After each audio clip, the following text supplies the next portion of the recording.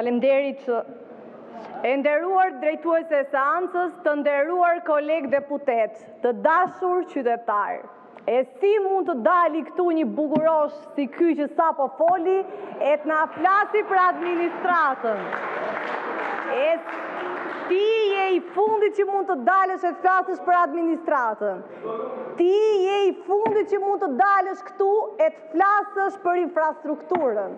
Ti je i fundit që mund të dalësh këtu e të flasësh për korrupsionin. Më dëgjo bukurosh, më dëgjo se do të rifreskoj pak memorien ty e gjithë kolegëve tuaj.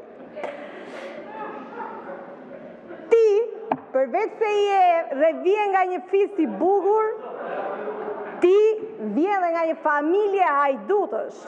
Ta tregoj unë, po prit. Hajdutësh të rrugëve madje, ndaj vjen këtu qiresh e bërtet, sepse kujton se të gjithë si ty, ashtu bëjmë edhe ne. Me qënë se parlament kanë arru shumë deputet të rinj, më shtyti kurioziteti që të googulloja, të hulumtoja, që ta di me kë kolegë kemi të bëjmë. E një prej tyre ja kum del. Në 2007, sa po u sistemuat në këto karrige të mazhorancës, të uritur për pushtet e për lek, yt atë i pari, bashkë me tezën tënde, se vjen dhe na flet këtu për familjarët, të të flasin dhe ne, se na takon që të përgjigjemi. Bashkë me tezën tuaj Blegina Agolli, hapin një shoqëri që kishte një fat të ndritur, të mirëte të gjithë fondet e qeverisë. Edhe pse?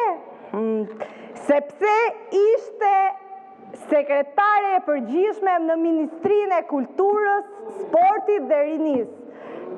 Të gjitha fondet e qeverisë i kaloni këtu.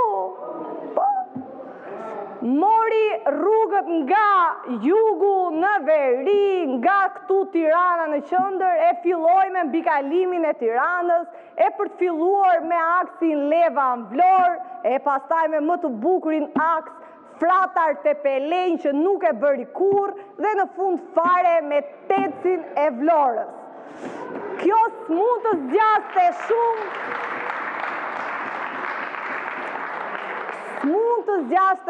kohë, se në 2014 duheshit gjithë popullsia e vlerësoj se kush ishit ju, edhe duhet që ti lironit ato karrige. Dhe bashkë me karrige tuaja iku edhe shoqëria, shoqata që kishte krijuar tezja e Klevisit me austriakët. Emri ishte shumë i bukur, më falë se harrova ta thoja. Alpin Bau nga ballit e këtit, edhe Alpin, po prit mos e ta tregoj unë historinë, dhe Alpin nga austriakët që tezja e Klevisit bashkë, dhe madje tezja e Klevisit edhe kunata e Fariut, gjeti një dy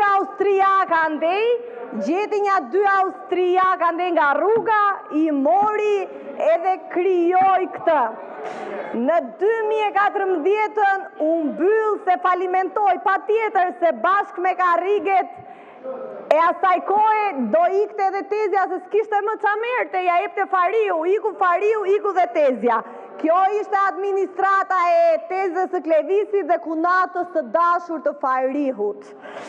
Por, kur erdhëm ne në pushtet, situata ndryshoi dhe ka ndryshuar, pasi sot administrata ofron 95% të shërbimeve online, ndërmjet e-Albanias.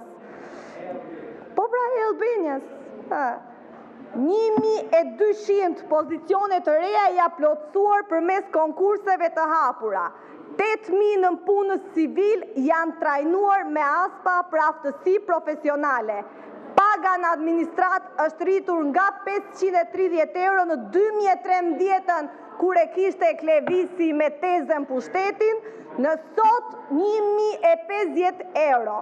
Një hap historik që jep vlerën e dur shërbimit publik dhe e bën shtetin më të fortë. Ja të mbaroj unë, zoti Këlliçi, dhe pastaj orientoj që mund të flasi. Po për ne, rritja e pagave nuk është vetëm një masë ekonomike. Prandaj, nga 1 janari të dashur qytetar, do të rritet paga minimale për 3.700.005 punonjës, të cilët do të marrin shumën e premtuar 500 euro. Kjo do të jetë rritja e parë, por jo e vetme gjatë këtij mandati, sepse paga minimale do të arrijë në 700 euro.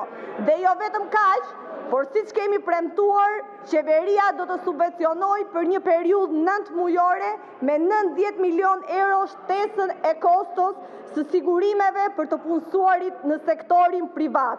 Ky është një hap shumë i rëndësishëm që tregon qartë se zhvillimi ekonomik dhe mirëqenia e qytetarit ecin dorë për dore me ne. Në thelb, kjo është filozofia jonë qeverisëse. DAP-i ka bërë hapa të rëndësishëm që ndihmojnë në modernizimin e administratës, duke vënë themelet për administratën e së nesërmes. Kjo përfshin jo vetëm sistemin e pagave, por edhe zhvillimin e programeve të trajnimit, sistemet për menaxhimin e performancës dhe instrumentet që mundësojnë një administratë transparente dhe profesionale. Strategjia ndërsektoriale e reformës me administratën publike 2024-2030 është një reformë e cila ka një vizion të qartë dhe të qëndrueshëm deri në vitin 2030.